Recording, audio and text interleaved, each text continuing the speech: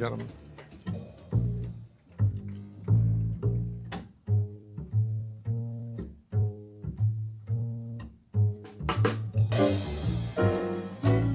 This first song I wrote for myself.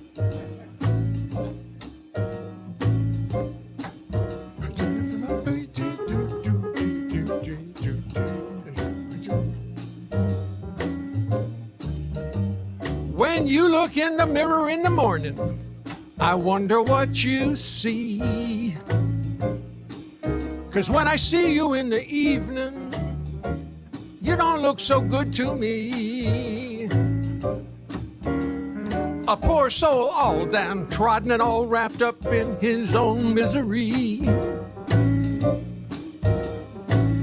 I hate to preach to you, 'cause preaching's downright rude. I hate to preach to you, but let me not be misconstrued. It's time for you to drop everything and find yourself a happy mood. 'Cause misery's your mistress and bad luck seems to be your wedded wife. Misery's your mistress and she's causing you a mess of stress and strife. Time to change your attitude and bring a little joy into your life. Bring a little joy into our lives.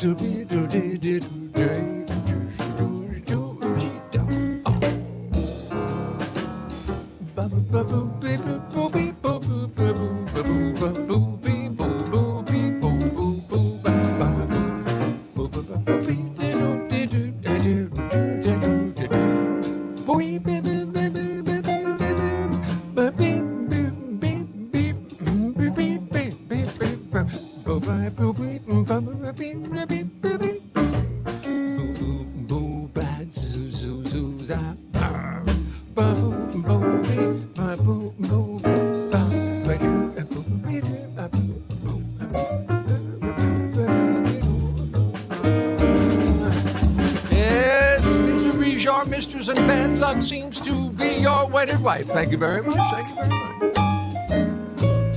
much. Misery's your mistress and she's causing you a mess of stress and strife. Time to change your attitude and bring a little joy into your life.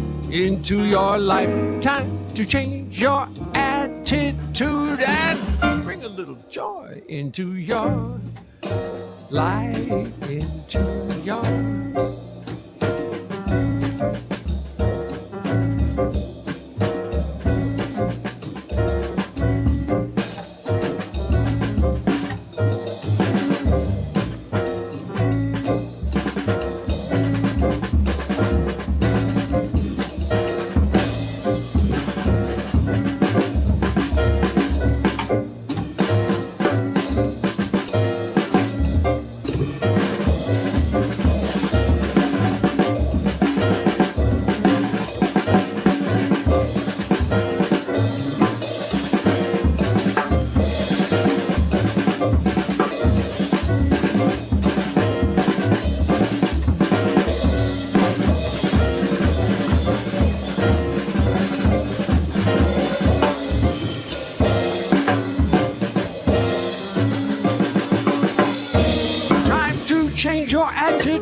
bring a little joy into your life.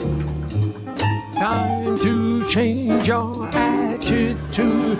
Bring a little joy into your life.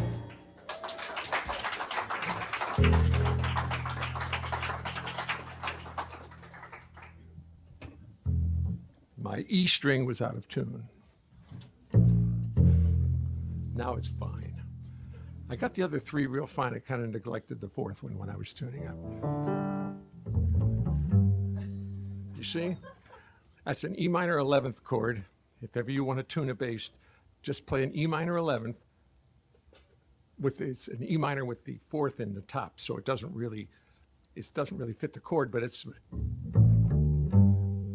very easy to tune to. Thank you, ladies and gentlemen. Tonight's program, you will find out, consists of songs I have written about myself, about my life, about my friends, about things I wish I'd done, things I'm sorry I did, and everything that you can think of. Because I really did work for many of the greatest singers in the world. I'd say that without trying to brag, although I am bragging. And I said, I can't sing those songs for those people. I've heard them sung magnificently. But I said, I'll just write little lyrics for myself, and I'll just make little songs up for myself. And I've been doing that now for 40 years, and 11 albums later. We're now getting busier and busier and busier, working around, playing these songs at all kinds of places. I'm going to London next week, actually, and because they speak the same language we do. Did you ever notice that? You get over there and you've suddenly mastered their language, and you don't know how you did it. But so these songs will be songs that we've written, highly autobiographical, sometimes hopefully autobiographical. What's the next one? Oh, thank you. I have to rely on Tomoko to tell me everything's next, because once I sing one song, I forget the song list entirely. It's just gone.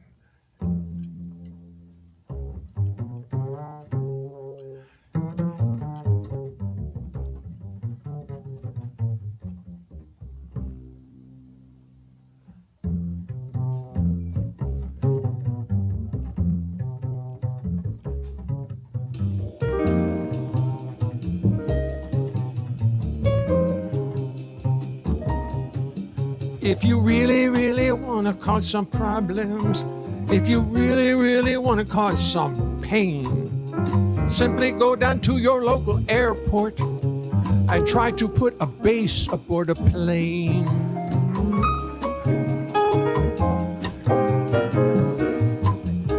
The trouble starts when you approach the terminal. You won't find a sky cap anywhere. Because once they see the giant case in which you've packed your massive bass, they disappear into thin air. Into thin air. So, by yourself, you lug it to the terminal. Let out a big sigh of relief. The ticket lady looks at you in horror.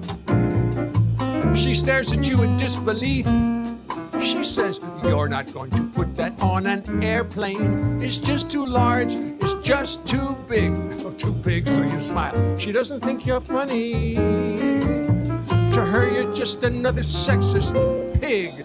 She gets angry, calls her supervisor, who sees the bass and goes into a swoon. And the ticket they decide on for the plane you want to ride on costs you more than a ticket to the moon.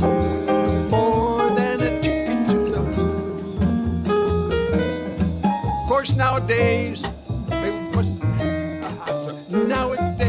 we must deal with security. They see the bass, they start to drool. They want to give the bass a colonoscopy.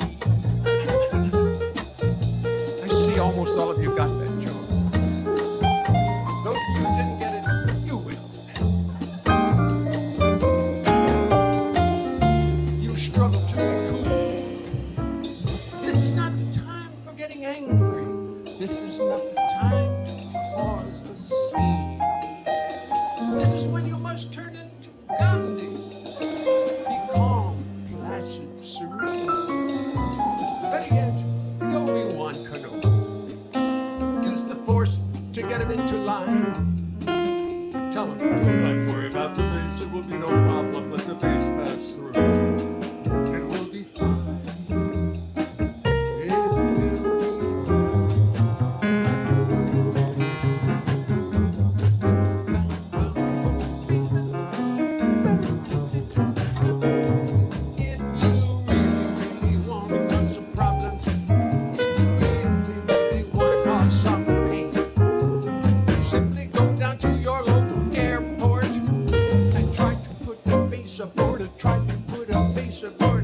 try to put a piece aboard a train, put a piece aboard a train, put a piece aboard a plane.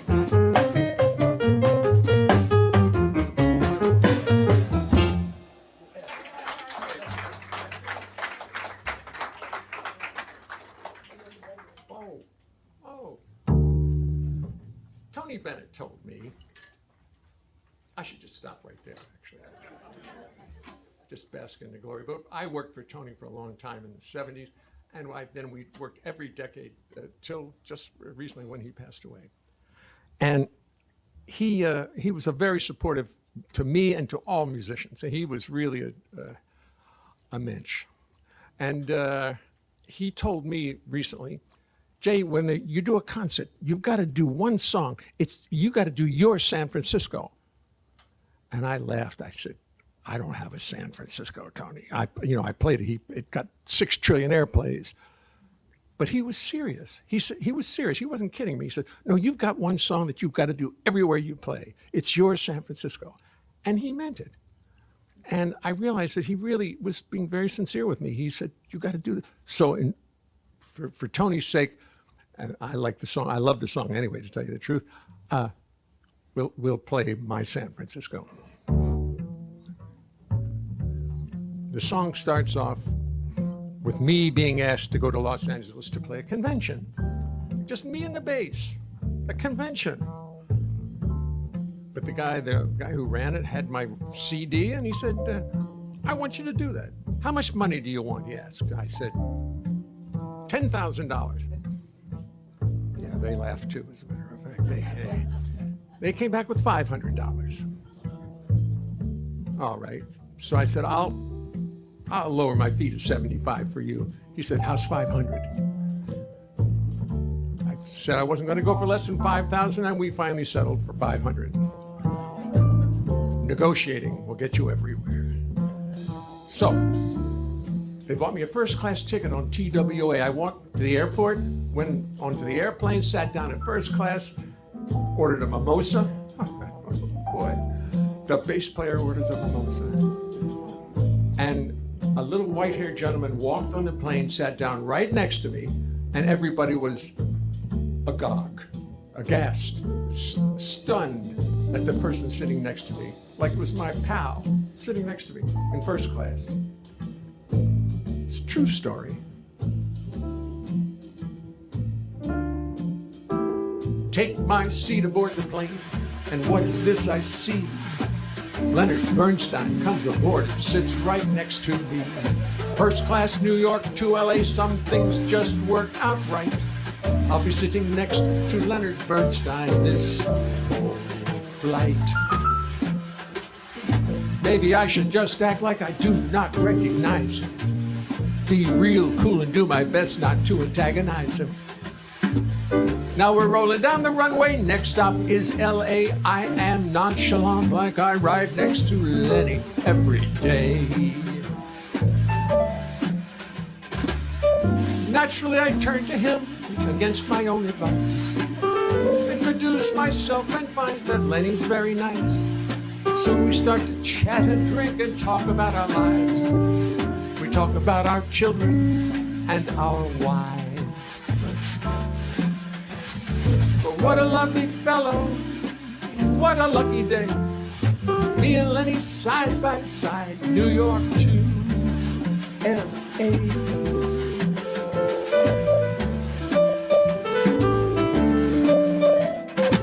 So we're chatting, drinking, talking like the very best of pals. Talking music, life, art, death, root canals. Now he's interrupting me, but really that's okay. Because he's a lovely fellow, and he's got a lot to say. I recite some songs I wrote, he recites them back. For poetry and music, he seems to have a knack. He tells me that his new show closed and now he's feeling beat. And he's not used to dealing with defeat. What a lovely fellow, what a lucky day. Me and Lenny side by side, New York to L.A.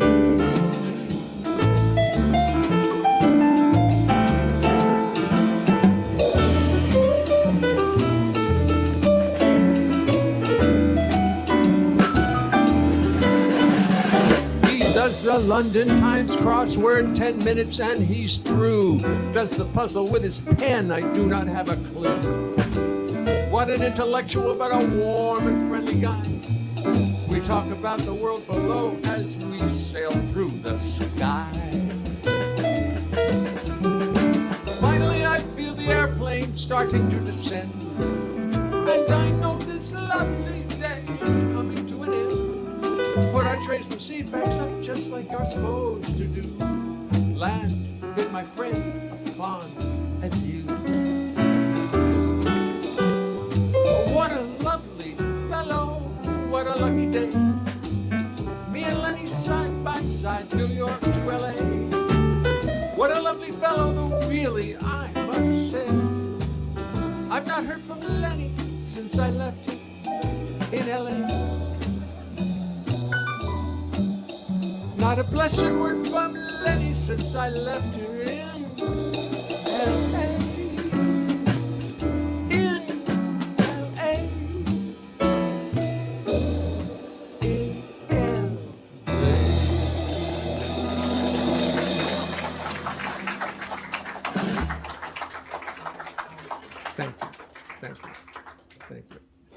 Now, I've been doing that song for 30 years, and about every second time I do it, somebody comes up and says, gee, that was a nice song by Leonard Bernstein. And I try to tell them I actually wrote that. They look at me sort of glassy-eyed and say, okay, do another one by Lenny. So we have taken to doing a really wonderful song, one of many wonderful songs that Leonard Bernstein wrote for Broadway. And you'll recognize it right from the opening measures. It's called a signature. I guess it would be a signature. You'll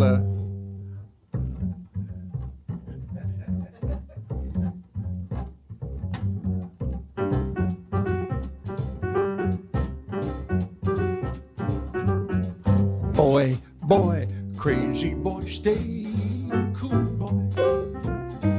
Got a rocket in your pocket, stay cool, be cool, boy.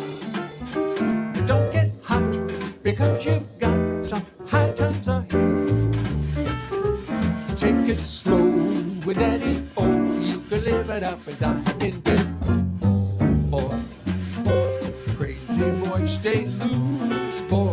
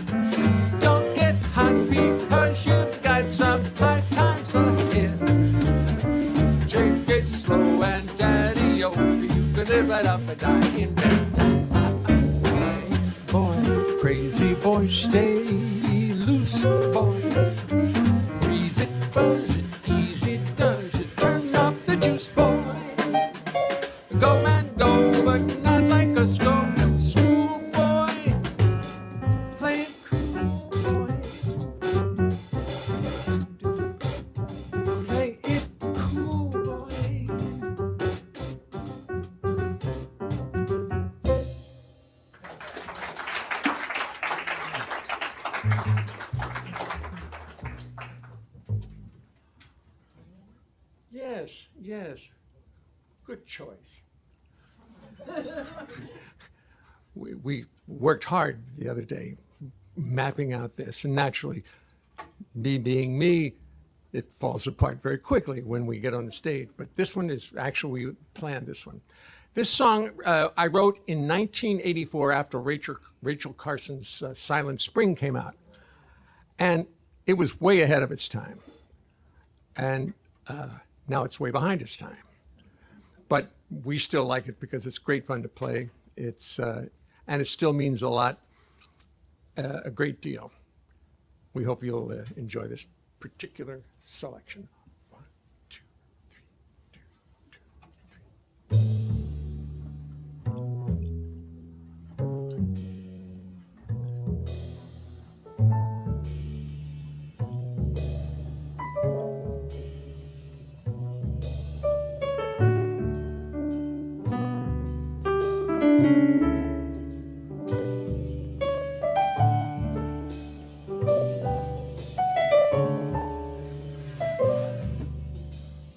Carbon monoxide is spewing from cars.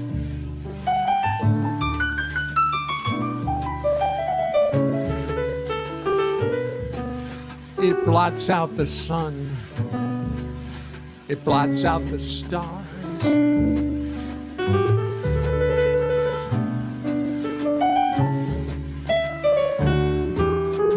Heating the atmosphere. Scientists say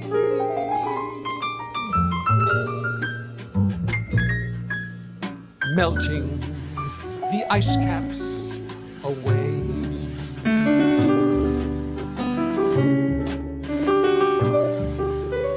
As the ice melts, it is not surprising.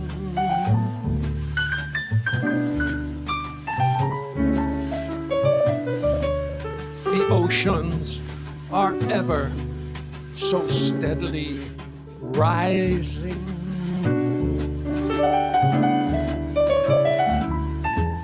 Steadily rising through high tide and low.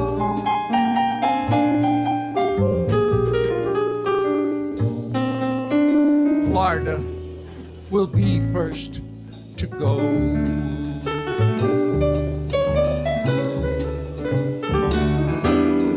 Goodbye, Miami. Goodbye, Lauderdale. Pass me a bucket. Pass me a pail. Old folks in condos are up to their knees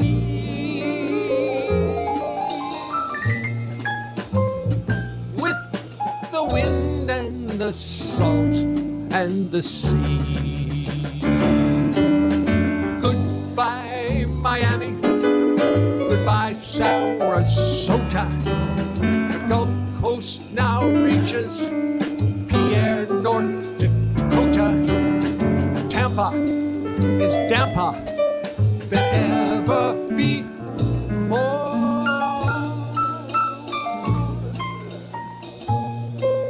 And Key West ain't Key West no more.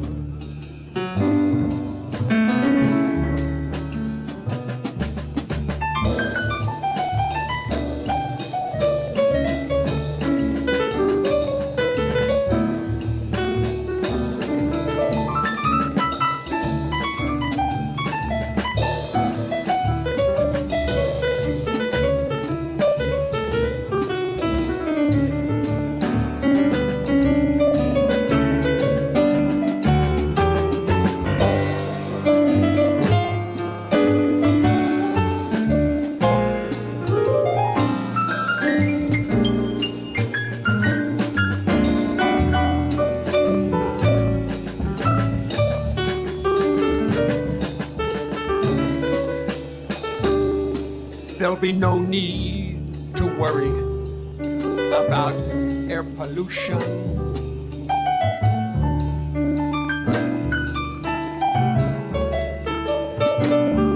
When you're up to your neck in a saline solution.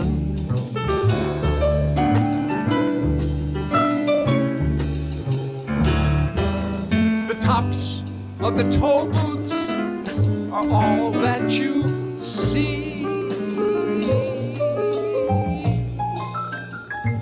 as you sail down the parkways for free.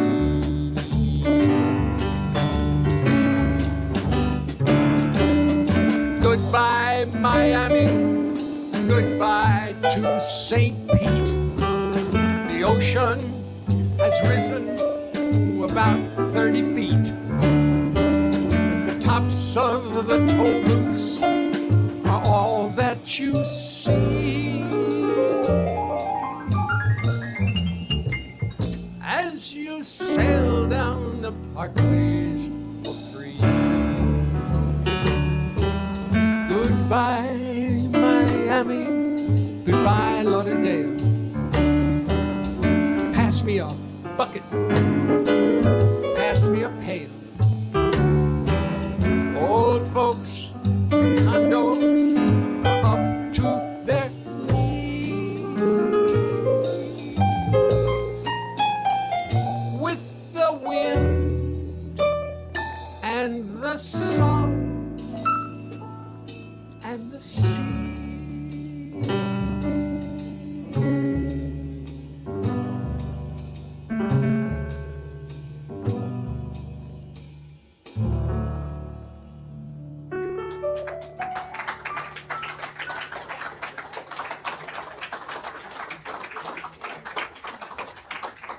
Thank you. I don't hate to think how many of us here have property in Florida. But those of you who weren't smiling, I think I got it. When I was young, I used to feel very guilty about singing about old folks No, I don't mind.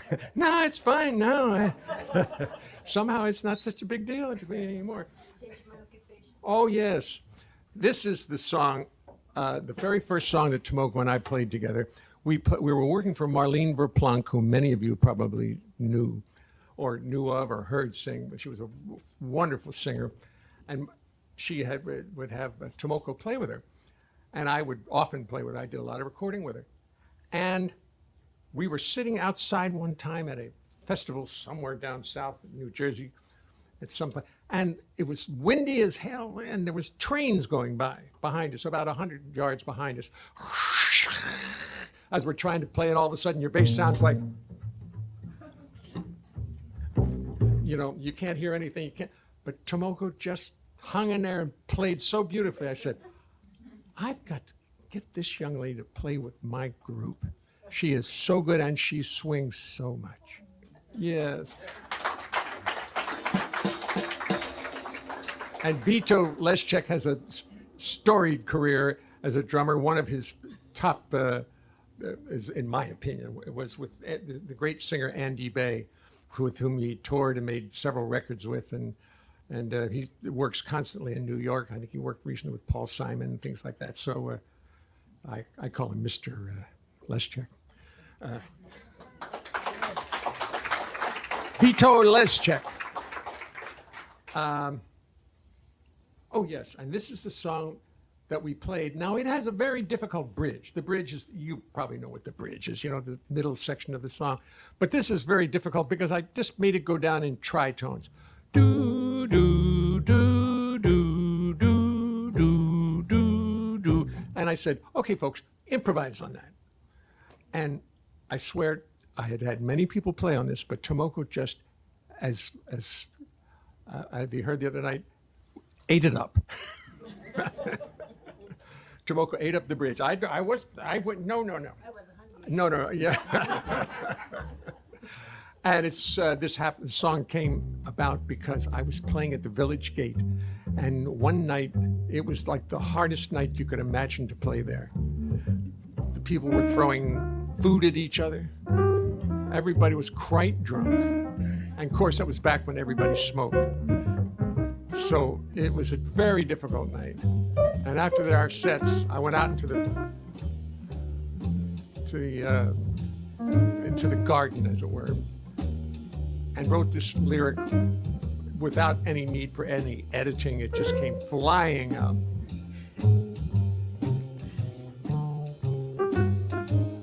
I think I'm going to change my occupation. I think I'm going to find me something new. Change my occupation, find another situation. That's what I'm gonna do. I'm getting sick and tired of hanging out in jazz joints. These smoky little dives on Bleecker Street, where the crowd is tough and noisy, full of rowdies from New Jersey, drunken sailors AWOL from the fleet. I'm going to take my bass, sell 'em, take everybody, tell 'em I have had it, I am finished, I am through.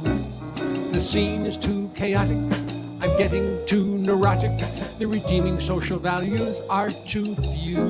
I'm going to change my occupation. Think I've paid sufficient dues.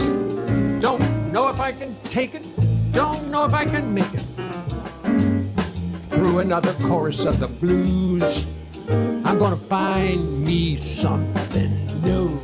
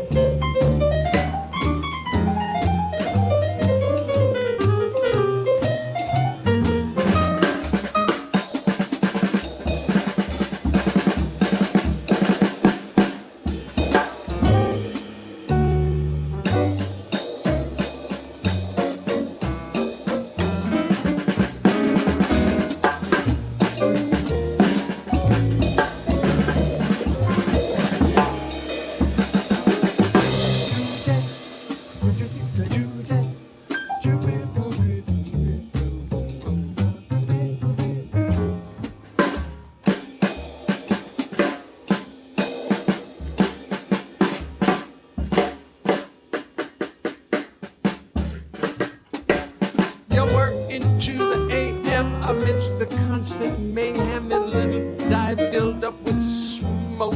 You get home as a rule just as the kids depart for school. You wander through life burnt out, beat and broke. I'm going to change my occupation. That's what I'm going to do. Don't know if I can take it, don't know if I can make it. Through another course of the blues, I'm gonna find me something. Find me something. Well, I'm gonna finish the set. I'm gonna complete the evening. And we got some nice concerts coming up. I would hate to miss them. There's always New Year's Eve. And New Year's Eve is always a blast. You never know what you're going to do. So I better head and stop right now. But maybe January 1st, 2051. That's exactly what I'm going to do.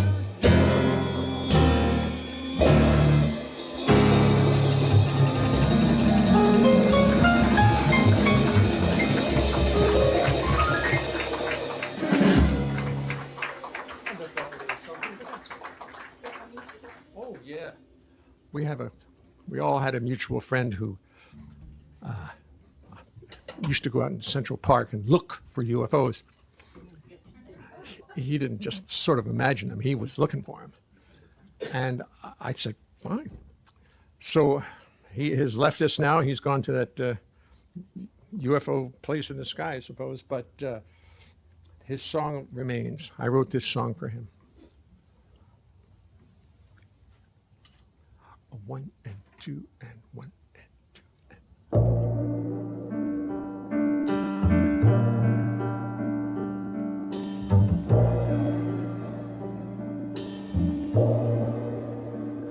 They're coming to get me. The signs are very clear. They're coming to get me. The time is very near.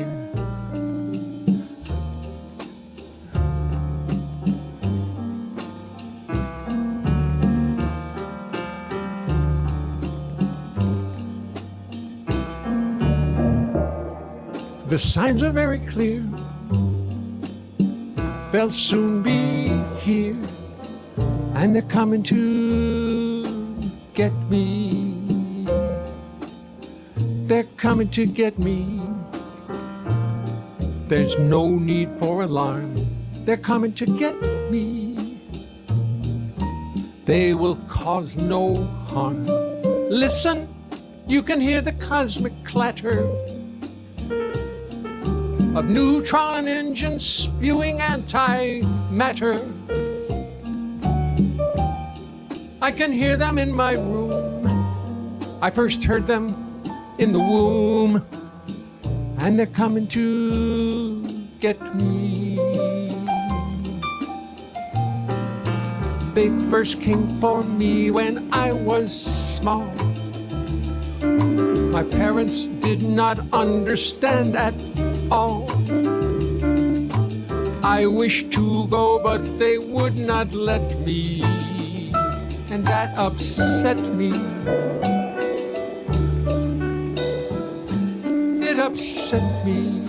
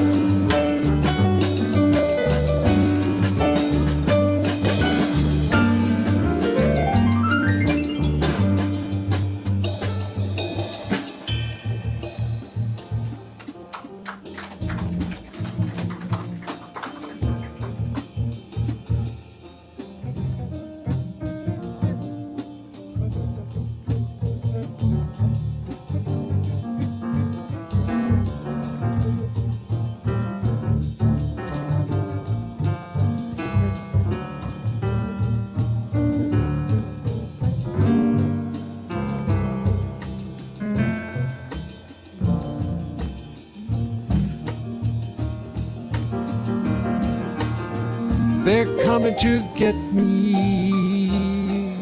and take me to their land. They're coming to get me. I hope you'll understand. They want to do experiments in breeding. Some genes and human chromosomes they're needing. So don't be shocked when I have disappeared. I volunteered. They're coming to get me. It's 4 a.m. I'm outside on the lawn, waiting for the ships to come at dawn.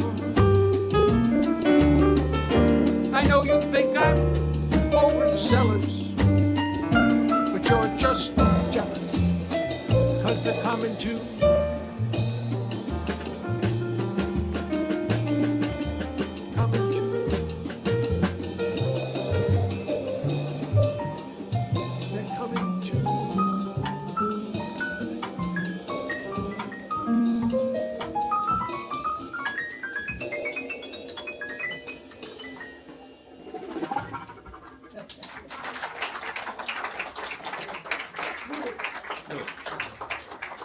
Thank you, thank you. We always enjoy that song. I have enjoyed it for 30 years now. Every time I play it, I get a kick out of it. I'll tell you the truth, I recently got a hearing aid in my left ear.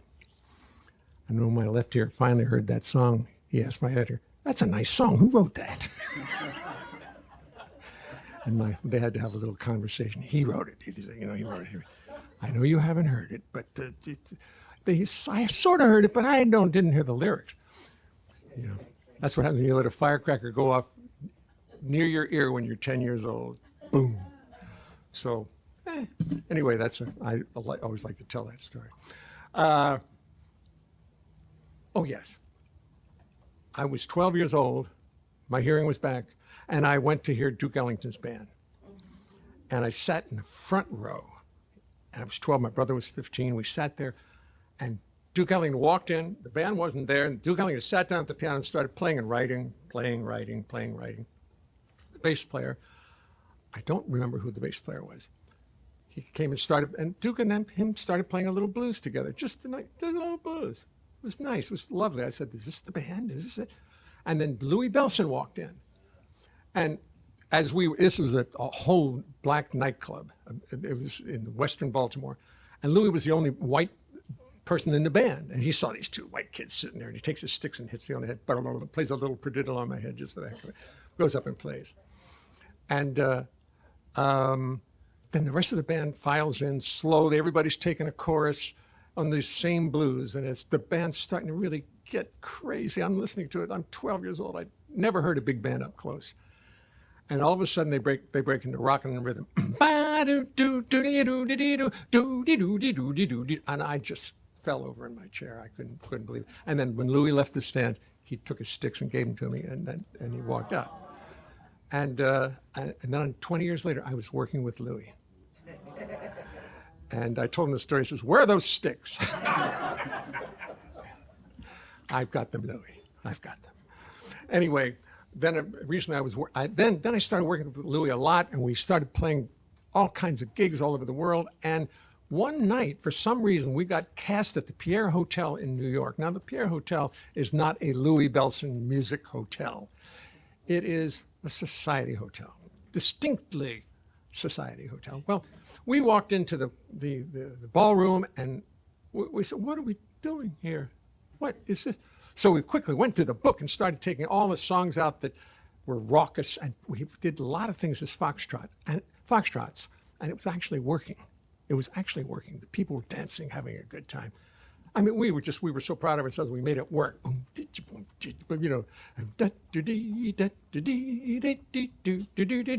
Oleo, songs like that. But Sonny Rollins songs were going, and they were dancing to them. They didn't know what they were. Then except one man knew that something was wrong here. He came up to Louis. Louis was sitting right there. I'm playing like this, and Louis right there with his double bass drums. And he says, and I'm listening to this, I'm here. Oh boy, this guy's really angry at Louis. You know, he didn't know. He knew the band was not what he wanted. So I listened to the whole thing. I went home and wrote the following selection.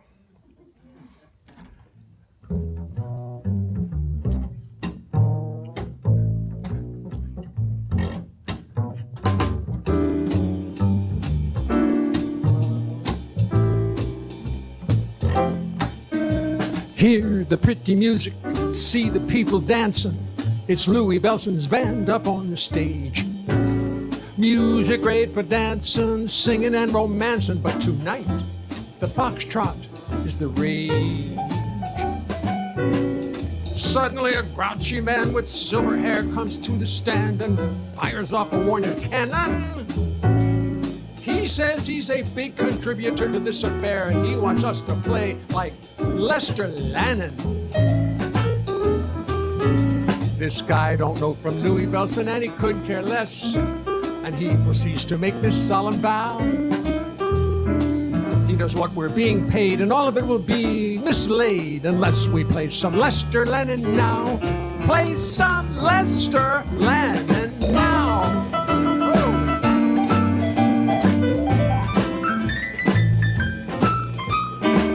These kind of dances, the people take no chances. It's Lester Lannon music all the way. They don't think it's funny when they've paid a lot of money to have to swing when they would rather sway. You see, Lester Lannon's music is country clubs, yellow pants, ties with ducks, loafers with no socks. Louis Bellson's music is chewing gum and Seagram 7. Louis Bellson's music is the Fox. Lester Lannon's music is Oldsmobiles, riding lessons, strings of pearls, patent leather pumps. Louis Bellson's music is chewing gum and Seagram 7. Ah, the kind of music that you find in dumps. You find in dumps. You find in dumps. Like this.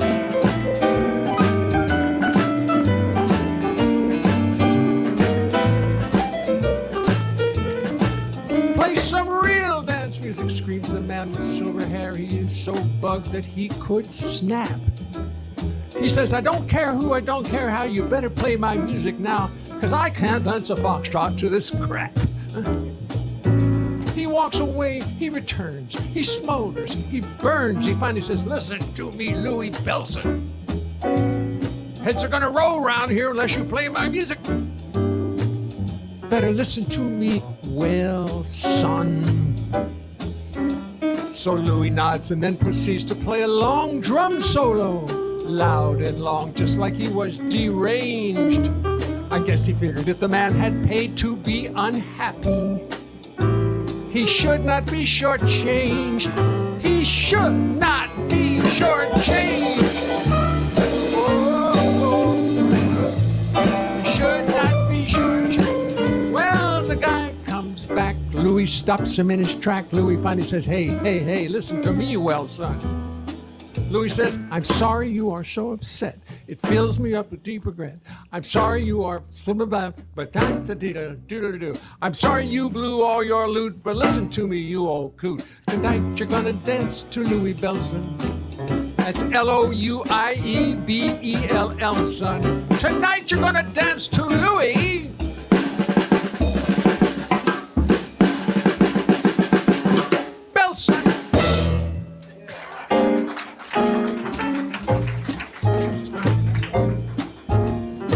Thank you very much, ladies and gentlemen. Miss Tomoko Ohno on the keyboard.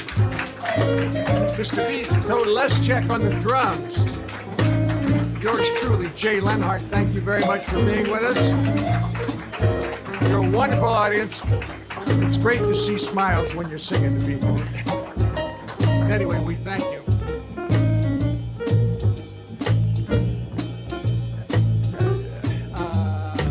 Misery's your mistress, and bad luck seems to be your wedded wife. Misery's your mistress, and she's causing you a mess of stress and strife. Time to change your attitude and bring a little joy into your life. Time joy into your, into your, into your, into your life. Thank you. Thank you. Thank you very much.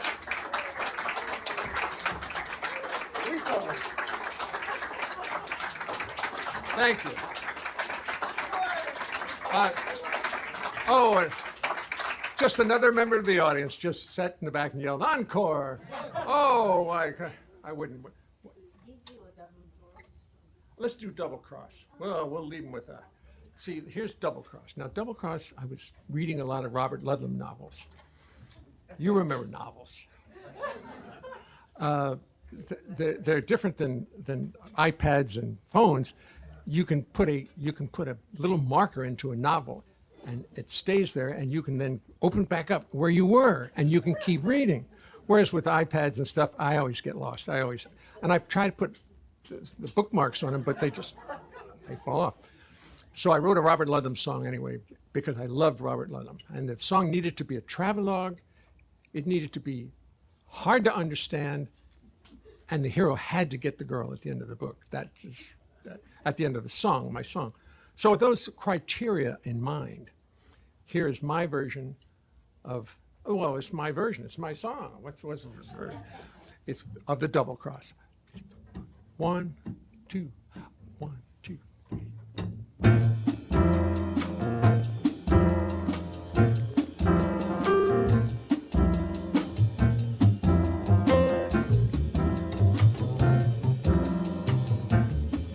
Please don't pull the trigger. Please don't shoot me dead. I will be no use to you with a bullet in my head. Please don't pull the trigger. I'll tell you all I know. I left the money down in Mexico. Down in Mexico. Down in Mexico.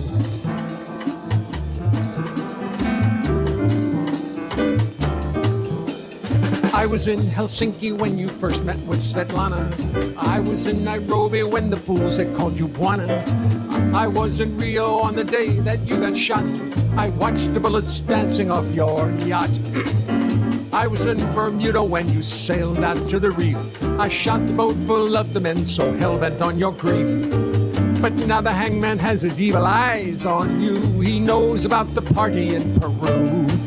Change the color of your eyes. Pack up all your lies. Put on your disguise and get the hell out of here. I say in your behalf, they've got your polygraph.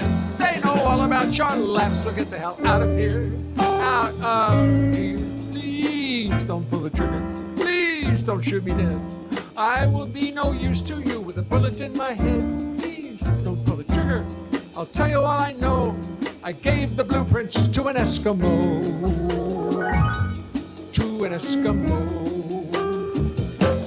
To an Eskimo.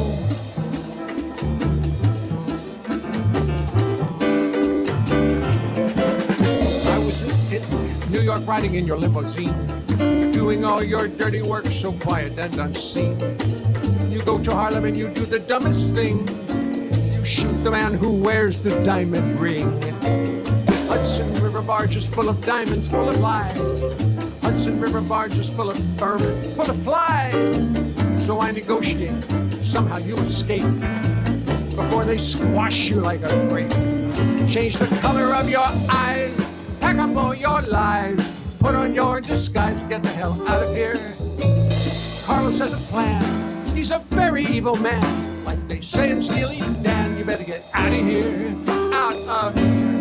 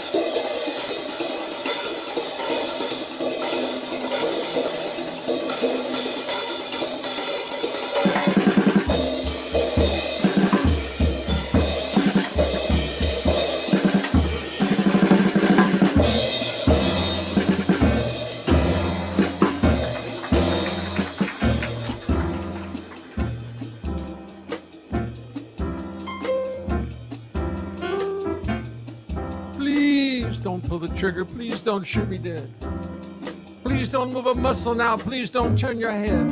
Because in the corner with his sights set right between your eyes sits Carlos in disguise. Carlos in disguise. See his evil look. See his dirty stare. Fall down on your knees and beg. He doesn't really care. I'm sorry for the double cross, but money talks, you know. And now I must be off to Mexico. Then to a rendezvous in Tokyo. And by the way, Svetlana says hello. Svetlana says hello.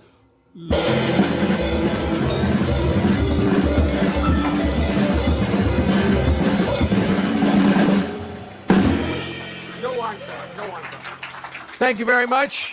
Tomoko, Vito, yours truly, Jay. Thank you, Pat. Thank you all for coming. What a lovely audience. What a lovely audience. You all should work together. Come to all the concerts together. Thank you, Pat.